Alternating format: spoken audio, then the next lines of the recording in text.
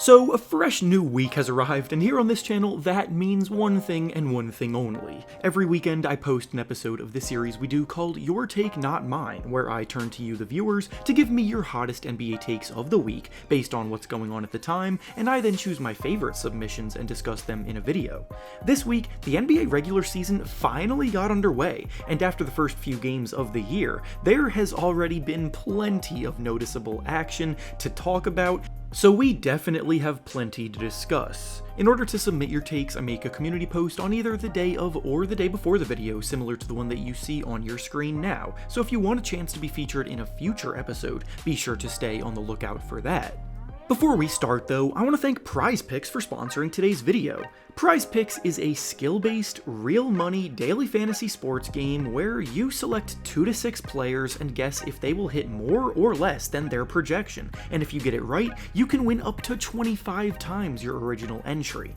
Obviously, we're all basketball fans here, but PrizePick has almost every sport you can think of available to choose from and play. To add to the fun, they also offer frequent bonuses, discounts, and weekly promotions, such as Taco Tuesday and Flex Friday, plus so many more specialty free spaces to watch for throughout the year, so you don't want to miss those. I personally will be taking Klay Thompson to score over 18.5 points, LeBron James to score over 21.5 points, and Austin Reeves to grab over 3.5 rebounds for tonight's slate of games. To sign up, go down to the link in the description of this video and use promo code REFERENCE when you sign up to get a deposit match bonus of up to $100. Once again, thank you to PrizePick for sponsoring today's video. Now let's get back to the topic at hand. The first take we'll be discussing today comes to us from Is Cold, and he says that Tyrese Maxey is about to take a leap all the way to making an All-NBA team this year. There hasn't been much positivity surrounding the Sixers from fans and the media alike going into this season,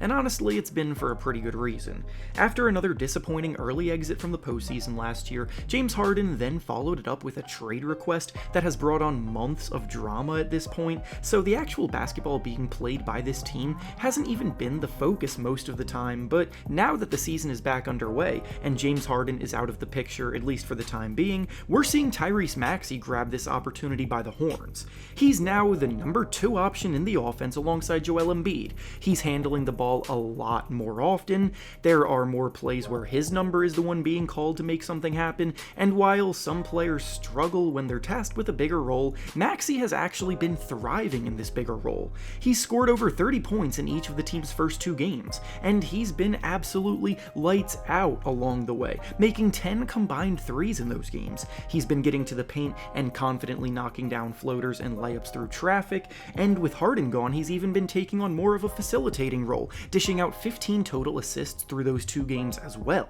Maxey has been gradually improving every single year he's been in the league, so what I will say is I don't think it's crazy at all to think that with this usage, he could be an all-star for sure. I don't, however, think it's very realistic for him to be named to the All-NBA team this year, where you have to be one of the 6 best guards in the league to get a spot on it, and there's just way too much elite talent for him to be able to squeeze in there. Right now, in the short term, Maxey is helping the Sixers forget about Harden, and his play is definitely buying them some time on that trade front. If Maxey can keep playing like an all-star, then they will continue to have patience and not force through a bad trade for James Harden, alleviating a lot of the pressure that is on this team right now.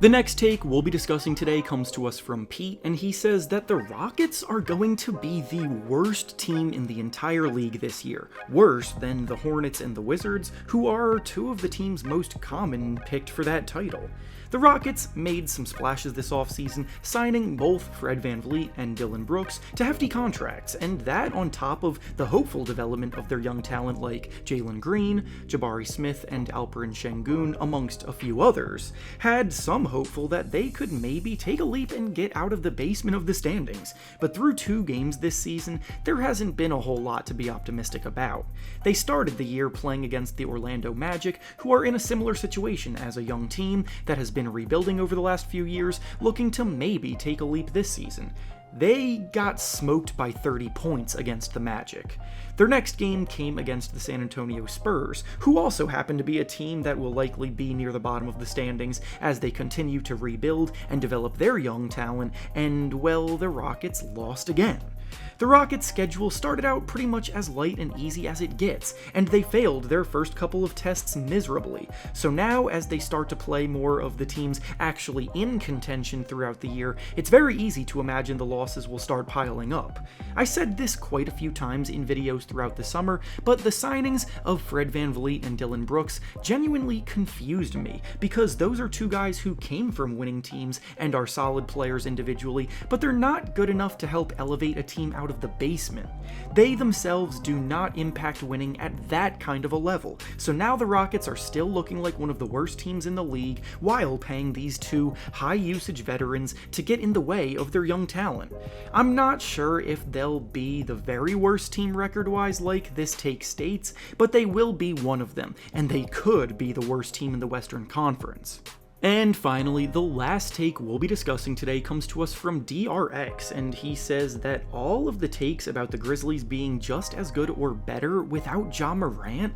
are officially being proven wrong after the team's 0-3 start to the season. So I have to come clean. I was definitely a part of the group pushing the fact that I believed the Grizzlies were going to be just fine during Ja Morant's suspension. Going into the year, the Grizzlies had a record of 37 wins and 24 losses in games that Ja Morant missed throughout his career, which is a pretty damn good record. They always managed to find a way to keep pushing, they exemplified the next man up mentality perfectly, and as a team that finished top 2 in the Western Conference standings in each of the last 2 seasons, they had been doing a good job building a well-rounded rotation. What I can admit that I didn't put enough stock into is the fact that the Grizzlies are not only missing Ja Morant for this stretch, but they also no longer have Tyus Jones either, who was always the one who stepped up in the absence of Morant before. Tyus Jones doesn't have a flashy playstyle, he's just a smart floor general who knows how to run the offense, set guys up around him for good looks, and get to his spots to knock down shots when necessary.